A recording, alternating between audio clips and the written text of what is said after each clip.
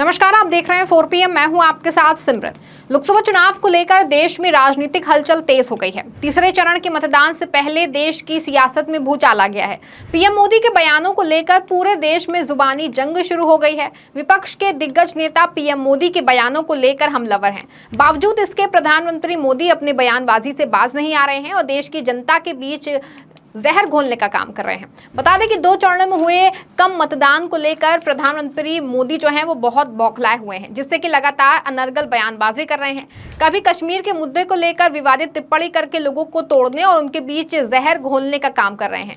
आपको बता दें कि नरेंद्र मोदी ने अपने 10 साल के कार्यकाल में कोई काम नहीं किया। वहीं जनता को बताने के लिए उनके पास कोई एजेंडा नहीं बचा है और लोकसभा चुनाव में अपनी करारी हार को देखते हुए अब हिंदू मुसलमान समेत धर्म की राजनीति का कार्ड खेल रहे हैं।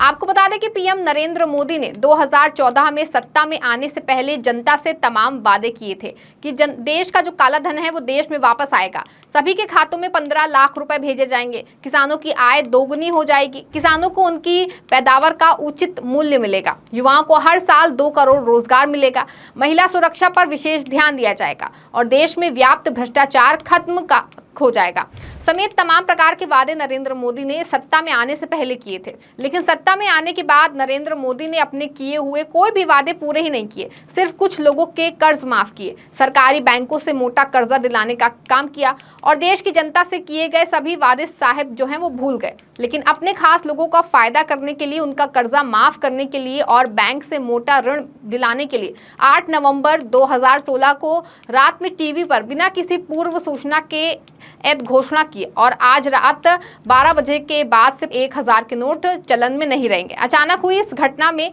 आम जनता परेशान हुई। नोट बदलने के लिए लाइन में लगे लगे तमाम लोगों ने अपनी जान गंवा दी। तमाम शादियां कैंसिल हो गई और आम जनता को तमाम प्रकार की परेशानियों का सामना करना पड़ा। देश का काला धन को वापस नहीं आया, लेकिन देश की आम जनता की जान जरूर चली गई।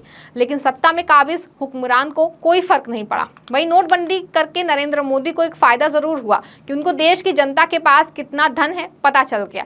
इसी तरह करके 5 साल गुजर गए। फिर जब 2019 का लोकसभा चुनाव आया तो फिर एक बार पीएम मोदी ने जनता को गुमराह किया और कहा कि पिछले 70 साल की कमी को दूर करने के लिए मुझे 5 साल और समय दीजिए, जिसके बाद मैं देश की जनता का कायापलट कर दूंगा और देश में महंगाई, बेरोजगारी सब खत्म हो जाएगी, देश अमेरिका की तरह हो जाएगा और सभी और खुशहाली छाई रहेगी। फिर देश की जनता ने एक बार उनको मौका दिया, लेकिन इस कार्यकाल के दौरान भी जनता के हित के लिए किसी भी प्रकार का कोई काम नहीं किया गया।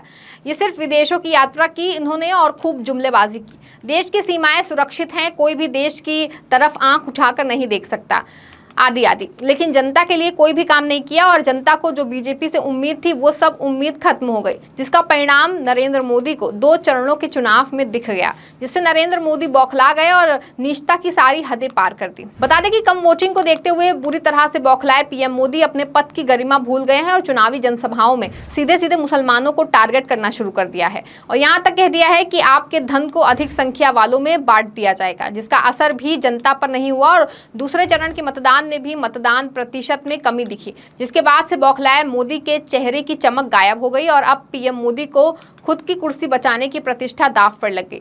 बता दें कि पीएम मोदी की इस लोकसभा में किसी भी प्रकार की कोई लहर नहीं है। जनता पीएम मोदी के सभी झूठ को समझ चुकी है, जिसका परिणाम 4 जून को पीएम मोदी को मिल जाएगा।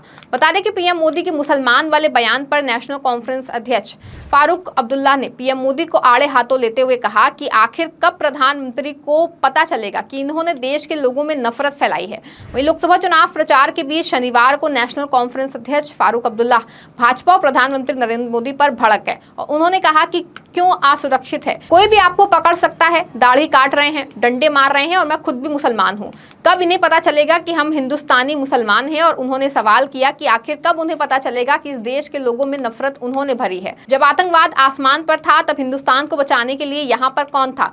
साल 1996 में चुनाव किसने किया? नेशनल कॉन्फ्रेंस अकेली पार्टी थी जिसने कहा था कि हम मर जाएंगे लेकिन इस रियासत को बचाने की कोशिश करेंगे। वहीं फारूक अब्दुल्ला ने मीडिया से बातचीत में कहा कि हमारे विधायक मंत्री मारे गए थे। मैं प्रधानमंत्री नरेंद्र मोदी से कहना चाहूंगा कि पहले वे बताएं कि वे कुछ लोगों के प्रधानमंत्री हैं या 140 करोड़ देशवासियों के प्रधानमंत्री हैं। क्या हमने वोट नहीं दिया, लेकिन वे हमारे प्रधानमंत्री हैं। जिसके बाद फारूक अब्दुल्ला ने कहा कि इस देश में जो नफरत उन्होंने मोदी ने फैलाई है, भारत तब तक तरक्की नहीं करेगा जब तक हम मंदिर, मस्जिद, गुरुद्वारा सबकी इज्जत नहीं करेंगे। पाकिस्तान से आतंकवाद आ रहा है, उसे कैसे खत्म करेंगे? यहाँ मैं आपको अपने खून से लिख कर देता हूँ कि जब तक पाकिस्तान से बातचीत नहीं होगी तब तक आतंकवाद खत्म नहीं होगा। लेकिन पीएम मोदी को देश की जनता से कुछ भी लेना देना नहीं है, उन्हें बस कुछ ही लोगों के लिए काम करना है। इस दौरान फारूक अब्दुल्ला ने क्या कुछ कहा, आप इस वीडियो में सुनिए। हम भारत के आईन को बचाने की बात कर रहे हैं, जो अंबेडकर का कॉन्स्टिट्यूशन है उसको बचाने की बात कर रहे हैं। कब इनकी अकल में आएगा हम हिंदुस्तानी मुसलमान हैं? कब इनकी अकल में आएगा जिनको इन्होंने फूंक भरी है नफरत की? क्या वो सिर्फ थोड़े से लोगों का प्रधानमंत्री है या हम सब का प्रधानमंत्री है? वो ये फैसला करें। जब तक बातचीत पाकिस्तान से नहीं होगी तब तक ये आतंकवाद मैं आपको लिख के देता हूं, खून से लिख के देता हूं, ये बंद नहीं होगा। देखिए, नेशनल कॉन्फ्रेंस का कोई असर नहीं पड़ेगा। आपने लोगों का जज्बा और वलवला देखा है, वो जानते हैं हम किस लिए लड़ रहे हैं। हम भारत के आईन को बचाने की बात कर रहे हैं, जो अंबेडकर का कॉन्स्टिट्यूशन है उसको बचाने की बात कर रहे हैं कि हम लोग इज्जत से रह सकेंगे या नहीं रह सकेंगे। वो हिंदू हो, मुसलमान हो, सिख हो, ईसाई हो, बौद्ध है, जो भी है, वो इज्जत से रहना चाहता है, इज्जत से चलना चाहता है, इज्जत से अपने मंदिर, मस्जिद, गुरुद्वारा, चर्च में जाना चाहता है। जो नफरत का माहौल पैदा किया गया है और जिस तरह इनका मौक़िफ़ है कि आईन को बदलाना है, नेशनल कॉन्फ्रेंस और जो हिंदुस्तान का गठबंधन बना है वो इसके लिए उनको इजाज़त नहीं देगा। हम उसी के लिए लड़ रहे हैं। हमारी मेजर लड़ाई ये है। शायद इसलिए आपने जम्मू में बात की थी कि खुद फारूक अब्दुल्ला अनसेफ है। मैं आपसे कहता हूं ना, क्यों अनसेफ है? कोई भी आपको पकड़ सकता है। आपने खुद देखा, दाढ़ी काट रहे हैं, डंडे मार रहे हैं, मार डालते हैं। फारूक अब्दुल्ला कैसे सेफ? मैं भी तो मुसलमान हूं। कब इनकी अकल में आएगा हम हिंदुस्तानी मुसलमान हैं? कब इनकी अकल में आएगा जिनको इन्होंने फूंक भरी है नफरत की? हिंदुस्तान को बचाने के लिए कौन था यहां जब आतंकवाद आसमान पे था? 96 में इलेक्शन किसने किया? यहां पे नेशनल कॉन्फ्रेंस अकेली जमात थी जो उठी और कहा मर जाएंगे मगर हम इस रियासत को बचाने की कोशिश करेंगे। हमने कुर्बानियां दी, हजारों हमारे वर्कर, गरीब से गरीब भी, हमारे एमएलए, मिनिस्टर मारे गए, मगर हमने रुख नहीं मोड़ा। लेकिन आज झारखंड में जो प्राइम मिनिस्टर ने बयान किया है जम्मू कश्मीर पे कि जब यहाँ हालात खराब थे, ब्लास्ट्स हो रहे थे, उस वक्त कांग्रेस ने लव लेटर पाकिस्तान को भेजा था, उसके इवज में वहां से टेररिज्म और बढ़ाया गया है। लेकिन उसके बाद जो बीजेपी ने यहाँ पर रोल निभाया है, वोट पड़ने के बाद आर्टिकल भी खत्म, राम मंदिर भी वजूद में लाया। मैं वजीर आजम से एक बात कहना चाहता हूं, बड़े अदब से। पहले वो ये बताएं, क्या वो हिंदुस्तान के कितने हैं 1.4 बिलियन लोग हैं ना, क्या वो सिर्फ थोड़े से लोगों का प्रधानमंत्री है या हम सब का प्रधानमंत्री है? वो ये फैसला करे। जब वो हिंदुस्तान से बाहर जाता है वो मेरा प्रधानमंत्री है या नहीं है? मैं तो उसको अपना प्रधानमंत्री मानता हूं। हमने वोट दिया हो या नहीं है, मगर वह है हमारा प्राइम मिनिस्टर। वो जब वहां बात करता है वो हर भारत के इंसान के लिए बात करता है। मगर जो नफरत उसने फैलाई आजकल, इस नफरत को धक्का दे दीजिए कि भारत बच सके।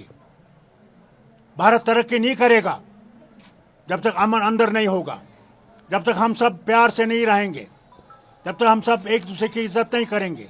वो मंदिर हो, मस्जिद हो, गुरुद्वारा हो, चर्च हो। क्या इस तरह के स्टेटमेंट सिर्फ इलेक्शन के लिए है? ये मैं नहीं जानता हूं। जो ये नफरत पैदा कर रहे हैं वो ऐसी डीप जा रही है कि अल्लाह जाने ये खत्म हो गया या नहीं। दूसरी बात मैं उनसे ये कहना चाहता हूं और हर भारतीय से कहना चाहता हूं, पिस जम्मू कश्मीर का इंसान हो रहा है, पाकिस्तान से आतंकवाद आ रहा है, कैसे खत्म करेंगे? जब तक बातचीत पाकिस्तान से नहीं होगी तब तक ये आतंकवाद मैं आपको लिख के देता हूं, खून से लिख के देता हूं, ये बंद नहीं होगा। फिर तो हमारे लोग सिपाही, उनके लोग और सिपाही मारे जाएंगे, क्या मिलेगा? 4 जंगें हुई, 4 जंगों में क्या बॉर्डर बदला? वहीं पे खड़ा है, मर हम रहे हैं। अभी 40 हमारे सीआरपीएफ के जवान शहीद हुए और खुद गवर्नर उस वक्त का ये कहता है कि ये हमारी गलती थी। वो गाड़ी 3 हफ्ते यहां घूमी और हम नहीं उसको रोक सके जब तक कि वो 40 जो है शहीद हो गए। क्या कितने और शहीद होने हैं हमारे और उनके घर बर्बाद होने हैं कि हम लोग उस बात पे आ जाएं कि हिंदुस्तान और पाकिस्तान दोस्ती में रहे। इस खबर में फिलहाल बस इतना ही। ऐसी तमाम राजनीतिक खबरों के लिए बने रहें और देखते रहें 4PM। धन्यवाद।